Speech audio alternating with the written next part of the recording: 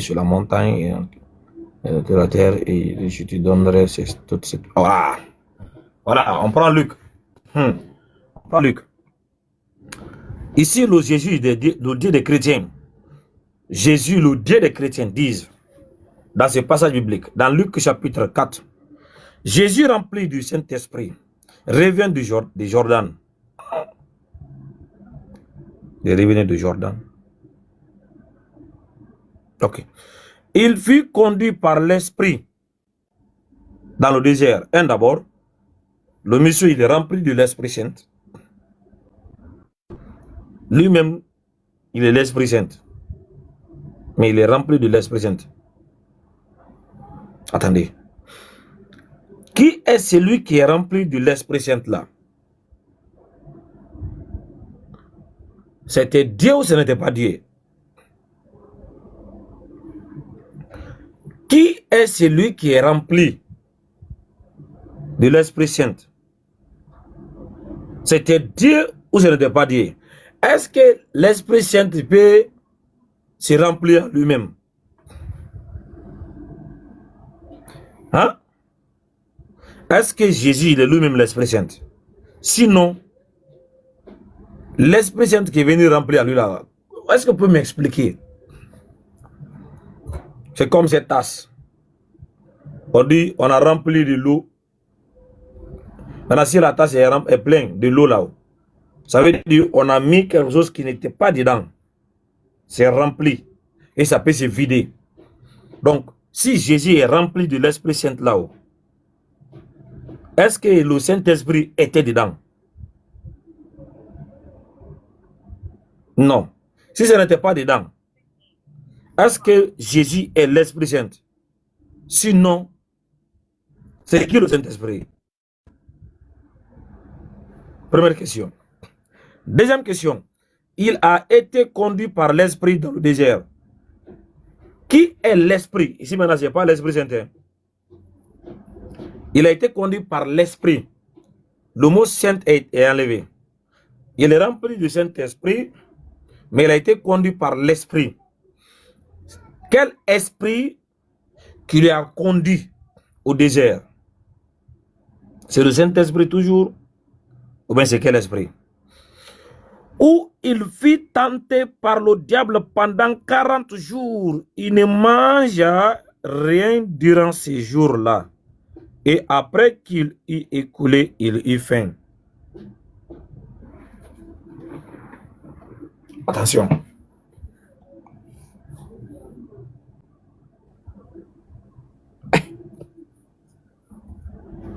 Oh là, j'ai pas vu le passage là-haut. 40 jours. Ça, c'est une blague ou quoi? Hein? Est-ce que ça, c'est une blague?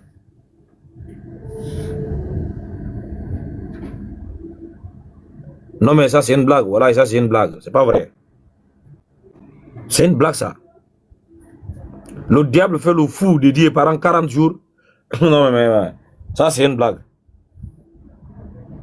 C'est le diable qui blague avec Dieu comme ça pendant 40 jours. Le diable blague avec Dieu dans le désert. Non, attends. Vous voulez, attends, vous voulez se foutre de qui même? Qui vous voulez faire croire ça? Que le diable allait blaguer Dieu pendant 40 jours dans le désert? Et vous voulez que les gens croient que ça, lui, c'était Dieu?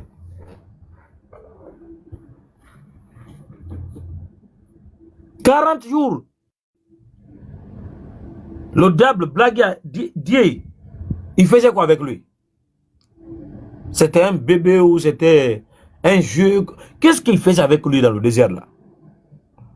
Parce que c'est écrit, hein? Où il fut tenté par le diable pendant 40 jours. Donc, qu'est-ce que le diable faisait avec Dieu pendant 40 jours dans le désert là? Il faisait quoi avec lui? C'est une blague. Ah oui, ça c'est pas sérieux. Ce n'est pas du tout sérieux ça. C'est pas sérieux ça. 40 jours, tu fais quoi avec Dieu? Dieu ne mangeait pas, Dieu ne boit pas. À la fin, Dieu a eu faim. Ah oui. À la fin, Dieu, lui, il a eu faim. Quand Dieu a eu faim là-haut. Regardez encore la bêtise que les chrétiens veulent nous faire comprendre. Dieu a eu faim. Le diable lui dit, si tu es le fils de Dieu, mais le diable dit à Dieu, si... Attendez mes frères. Ordonne à cette pierre qu'elle devienne du pain. Le verset 4, Jésus lui répond, il était écrit, l'homme ne vivra pas seulement du pain. Le verset 5, le diable l'ayant élevé, lui montra en instant tous les royaumes de la terre et lui dit, je te donnerai toute cette puissance et la gloire de ce royaume, car elle m'a été donnée et je le donne à qui je veux. Si donc tu te prosternes devant moi, elle sera à toi.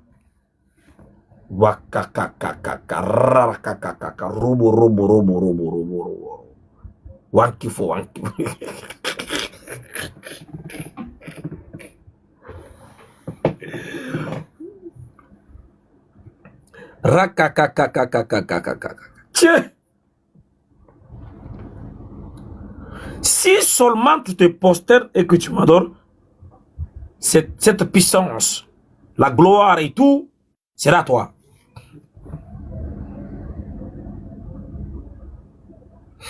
Ouais. Gloire.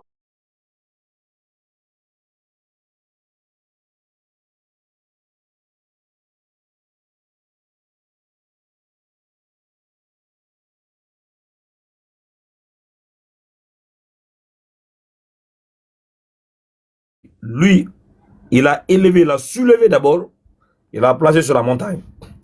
Et il a montré sur forme d'un film là. Voilà, je ne sais pas comment il a fait, s'il a utilisé un projecteur. Voilà, il avait déjà enregistré ça dans une clé USB. Voilà, il a utilisé, soit c'est un projecteur. Voilà, il a projeté l'image. Donc, Dieu voyait tout ça là. Voilà, il a fait voir à Dieu le royaume des cieux, de la terre, et voilà, et toute leur puissance. Donc, Dieu a vu. Il a montré à Dieu. Voilà, c'est selon la Bible. Hein. Il dit, et il lui dit, je te donnerai toute cette puissance et la gloire de tous ces royaumes. Alors, monsieur Dieu, moi qui suis le diable, je vais te remettre toute la puissance de ce que tu as vu et de toute la gloire et le royaume de tout ce que tu as vu. Voilà, mais en une seule condition. La condition, c'est que toi là, tu dois te prosterner, tu dois m'adorer. Retenez ça, hein. Tu dois m'adorer. Tu te prosternes et tu m'adores. Si tu le fais, je vais te donner tout le pouvoir. Est-ce que Jésus là, le Dieu des chrétiens, s'est prosterné pour adorer le diable? Est-ce que Jésus, le Dieu des chrétiens, s'est prosterné pour adorer le diable? La réponse, on regarde dans Matthieu chapitre 28. Matthieu 28. Voilà. Et Jésus s'étant approché, leur parla. Tout pouvoir m'a été donné dans les cieux sur la terre.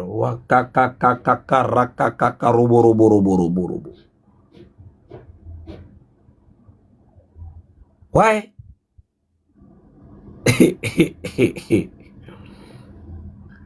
Jésus, après avoir ainsi parlé, il dit, tout pouvoir m'a été donné dans les cieux et sur la terre. Par qui? Qui est celui qui avait dit qu'il allait donner le pouvoir à Jésus et toute la puissance? Il dit, tout le pouvoir, je vais te donner. Mais à une seule condition. La condition, c'est que toi, tu dois te prosterner et m'adorer. C'était qui? Dans toute la Bible. Qui est celui qui avait promis à Jésus qu'il va donner tout pouvoir? C'est qui? Dans toute la Bible, c'est qui? C'était Dieu ou c'était le Satan? Est-ce que c'était Dieu ou c'était le Satan, le diable? C'est à vous de répondre. Hein. En tout cas, je n'ai rien fait. Je lis ce qui est écrit. C'est qui avait promis à Jésus qui allait lui donner tout pouvoir? C'était Dieu ou c'était le diable? C'est qui? Selon la Bible. Hein? En tout cas, moi, j'ai posé une question. C'est selon la Bible. Parce que les textes sont clairs. Hein? Tout pouvoir m'a été donné dans les cieux et sur la terre.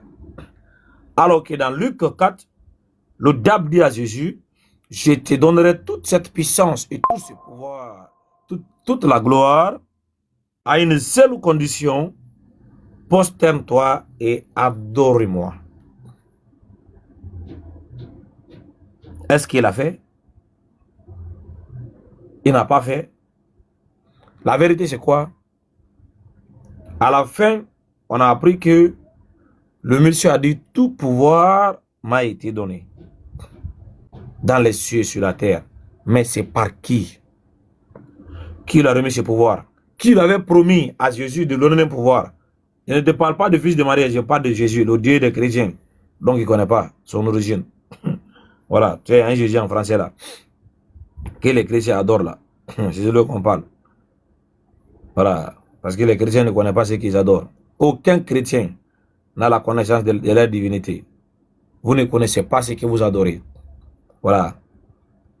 Tu appelles un chrétien tout de suite là, tu te demandes qui est ton Dieu. Il ne connaît pas où. Ils sont dans les ténèbres, dans une confusion totale. Là. Aucun Dieu n'est parvenu à identifier son Dieu. Ah oui, parce que un Dieu qui a un seul corps, qui a 2 pieds, qui a 3 têtes, ça c'est quel être humain ça? Hein? Un seul Dieu, qui a 2 pieds, qui a un corps, mais il a 3 têtes. Ah, c'est pas un dragon ça.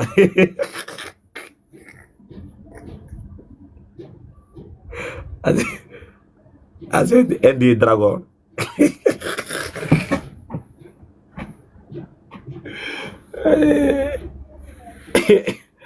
Ah, c'est un des dragons. C'est un des dragons qui a un corps avec 3 têtes. Et voilà, par là qu'ils vont faire entrer là-bas, qui va aller guérir ça là-bas. L'autre prend la tête avec l'autre là, l'autre avec la tête, l'autre là. Qui est Dieu? Un seul corps avec 3 têtes. C'est qui est Dieu? Parce que Dieu le Père, Dieu le Fils, Dieu le Saint-Esprit. Ça fait combien de dieux? 3 dieux. Maintenant, entre les 2 et les 3 là, qui est le vrai Dieu? Est-ce qu'il communique entre eux? Est-ce qu'il cause? Est-ce qu'il parle? Est-ce que Dieu le Père parle? Est-ce que Dieu le Fils parle? Est-ce que Dieu le Saint-Esprit parle? Est-ce qu'ils parlent? Ils parlent entre eux? Qu'est-ce qu'ils vont dire? Ils s'envoient des messages? Ils se saluent eux-mêmes? Bonjour, oui, bonjour. Comment ça va? Oui, ça va. Il y a 3 dieux qui fonctionnent à 1. Il faut être chrétien pour comprendre ça. 3 têtes, un seul corps. Mais ils communiquent entre eux. Hein? Ils parlent. Mais est-ce que quand ils parlent, c'est tous qui parlent à la fois? Ou bien ils parlent un à un. Quand le Fils veut parler, le Père se taise d'abord. Quand le Père va finir de parler, le Fils prend la parole. Ou le Saint-Esprit. Parce qu'ils ne vont pas tous parler ensemble. Ils parlent. Voilà. Est-ce que le Père peut se taire pour écouter le Fils? Ah oui. Ou bien le Fils peut le faire pour écouter le Père. Ou bien le Saint-Esprit. Qui est le détenteur de l'autorité absolue entre les 3? Qui est celui on ne peut pas défier son autorité? Parce qu'il y a une seule autorité. Mais pour vous là, comme c'est 3, hein, avec 3 têtes, on vous demande déjà c'est qui le détenteur de l'autorité absolue. Donc, c'est dans cette confusion les parents chrétiens viennent inviter les gens. Alors, dans une relation familiale où on a le père et le fils, vous voyez qu'il y a toujours la 3e personne là. Voilà, tu demandes à un chrétien qui est le Saint-Esprit. Bon, comme on ne peut pas ajouter femme là-bas, on va dire c'est l'oncle de Dieu, l'oncle. Voilà, c'est l'oncle. Voilà, si on a père et puis on a fils, et l'autre là c'est un garçon, soit c'est petit frère ou grand frère, ou bien c'est un oncle. Voilà, donc, le père, le fils et l'oncle, parce que le 3e là, c'est le Saint-Esprit, n'a pas de nom. Donc, le père, le fils et l'oncle. Maintenant, vous là, qui vous a dit qu'ils sont limités à 3 seulement? Parce que si vous avez Dieu le Père, Dieu le Fils et Dieu l'oncle. Pourquoi pas? C'est parce qu'il y a Dieu le Père, Dieu le Fils et Dieu l'oncle. Pourquoi pas Dieu la tante, Dieu la grand-mère et Dieu le grand-père, Dieu le petit-fils, Dieu la maman? Pourquoi pas? Et pourquoi vous vous empêchez, vous vous arrêtez qu'il y a 3? Ajoute aussi, parce que la famille est large. Si on a Dieu le Père, Dieu le Fils, pourquoi on ne peut pas avoir Dieu la tante, Dieu la maman, Dieu la grand-mère, Dieu le grand-père? Voilà, tout ça là. Tu ajoutes là-bas quoi. Faut ajouter. Si ça peut aller. Les adorateurs des êtres humains qui ne comprennent pas. C'est pourquoi votre Bible est contre vous. Tant que vous adorez les hommes là, vous ne parviendrez jamais à comprendre la réalité derrière vous-même. Parce qu'un homme restera un homme et rien ne peut faire devenir un homme Dieu. Parce que l'homme déjà par sa nature, il est mortel. Il a été fabriqué d'être mourant. Il sera disparu. Parce que son système n'a pas été fait pour être pour toujours, permanent. Tôt ou tard, on sera tous disparus ici. Alors comment vous, dans votre petite tête là, vous pensez que l'homme peut être Dieu? Regarde comment on est signifiant. Je me suis fermé dans ma chambre là. Je ne sais rien ce qui se passe dehors. C'est comme ça que vous voulez limiter le Dieu quoi. Le créateur, quand il était en Israël là-bas, qu'est-ce qui s'est passé en Chine? Donc lui n'était pas au courant. C'est fait tabasser. Même l'arbre qui est en face de lui ne peut pas déterminer s'il y a des fruits ou pas. Il est parti, il a trouvé des feuilles, il a maudit l'arbre. Et puis c'est lui qui est votre Dieu. C'est ce monsieur-là que vous pensez que vous êtes ici en Afrique. Lui va, et puis écouter votre prière. Vous êtes des plaisantins. Parce que le gars qui ne peut même pas savoir l'arbre qui existe à quelques kilomètres devant lui, s'il y a des fruits, il n'y a pas de fruits là, comment lui peut-il savoir c'est quoi dans ton cœur? Hein? Comment lui peut-il savoir c'est quoi dans ton cœur? Il ne peut pas déterminer l'arbre qui n'a pas de fruits, c'est des feuilles. Comment lui peut savoir ce qui est dans ton cœur? Chrétien, vous êtes des plaisantins quoi. Vous n'êtes pas sérieux? Hein? Lui, il ne sait même pas qu'il n'y a pas de fruits sur cet arbre. Il n'y a que des feuilles. Mais quand même, il est parti. Quand il est parti, il a trouvé, il n'y a rien. Il s'est fâché, il a maudit l'arbre. C'est celui-là que vous invoquez matin, midi, soir ici. Vous voyez le problème? Donc, les parents chrétiens, vous avez encore la chance de revenir. Parce que vous avez encore la chance de revenir. Si vous ne revenez pas là, si vous ne revenez pas, vous n'avez personne d'autre à blâmer que vous-même. À la fin de compte, la décision est dans votre disposition. C'est à vous de voir est-ce que vous allez continuer à adorer cet être humain. Et j'ai dit encore, comme je suis habitué à vous dire, il n'existe aucune divinité en réalité qui s'appelle Jésus. Ça jusqu'à la fin des temps, il n'y en a pas. Il n'existe aucune divinité en réalité qui s'appelle Jésus. Parce que ce qui se passe, place chaque chose dans un contexte historique. Tu ne trouveras pas un groupe chrétien au cours du 1er siècle qui a une telle croyance, qui adore une divinité qui s'appelle Jésus. Ça n'existe pas. 2e siècle, il n'y en a pas. 3e siècle, il n'y en a pas. 4e siècle, il n'y en a pas. Alors, 3e siècle, déjà au 4e siècle, on a notre premier concile, au concile de Nicée, où le Fils a été approché aux côtés du Père. Mais avant cela n'existait pas. Avant cela n'existait pas. Parce que les premiers disciples du Fils de Marie n'étaient pas des Romains, n'étaient pas des Grecs. C'était des Juifs. Alors, ils partaient au temple pour prier, ils partaient aux synagogues pour adorer Dieu. Ce n'était pas un Dieu, donc il ne connaît pas son origine. D'ailleurs, on se rappelle dans le livre des passages de Deutéronome 13. On dit si tu vas aller adorer un faux Dieu là, on va t'éliminer. Ou bien quelqu'un t'invite pour aller adorer un autre Dieu là, tu seras éliminé. Donc, ils ne vont pas se tromper dans l'adoration des fausses divinités. Une autre chose qui est bizarre, le Nouveau Testament de Matthieu jusqu'à Apocalypse, le nom de Dieu là n'est pas dedans. Ah oui, je vous dis. Le Nouveau Testament, de Matthieu jusqu'à Apocalypse, il n'y a pas le nom de Dieu dedans. Par exemple, les noms que vous connaissez dans l'Ancien Testament là, il n'y en a pas, aucun. Le Fils de Marie là, donc ça veut dire lui, il est venu prêcher, il n'a pas mentionné le nom de celui qui l'a envoyé. Ah oui, c'est ça que...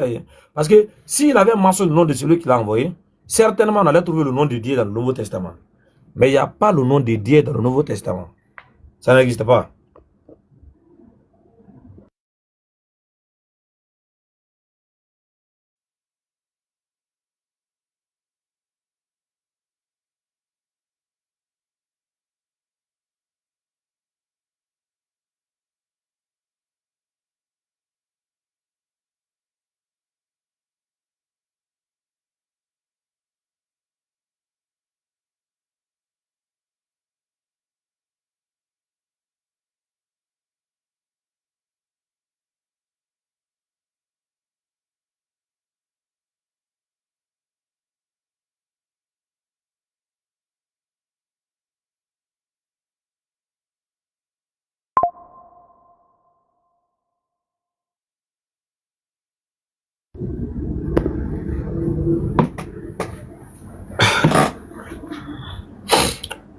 Voilà. Comme j'étais en train de dire, de Matthieu jusqu'à Apocalypse, tu ne trouveras aucun passage où le fils de Marie aura mentionné le nom de celui qui l'a envoyé. Il n'y en a pas. Il n'y en a pas. Maintenant, vous voulez accuser d'abord Mohammed, soit disant que non, le nom que les gens appelaient et dit avant son arrivée, lui n'a pas laissé ça, il allait, ok. Maintenant, dans cette même critère-là, donnez-nous un seul passage où le fils de Marie aurait dit le nom de Dieu là que vous utilisez pour disqualifier Mohammed dans le Nouveau Testament. Une seule fois. Ah oui. Une seule fois où le fils de Marie aurait dit le nom là que vous connaissez auparavant. Que vous connaissez auparavant. Que vous avez voulu disqualifier Mohammed, qu'il est venu, il n'a pas suivi la part des autres là. Du Matthieu jusqu'à Apocalypse là-haut. C'est écrit où? Hein, c'est écrit où? Nulle part. C'est écrit nulle part. Deuxième des choses. Vous êtes là, vous prêchez quelque chose qui est contraire à ce qui aurait été prêché. Un d'abord, le fils de Marie passe tout son temps dans les temples, dans les synagogues. On va lire. Matthieu chapitre 18. Non. Jean chapitre 20. Jean chapitre 20. Voilà. Le verset...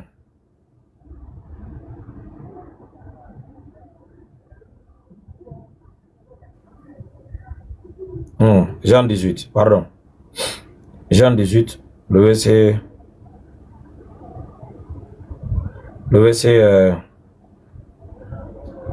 19 à 20. Écoutez, Jean 18, le verset 19 à 20. Le souverain sacrificateur interrogea Jésus sur ses disciples et sur sa doctrine, sur sa foi. On ne sait pas cette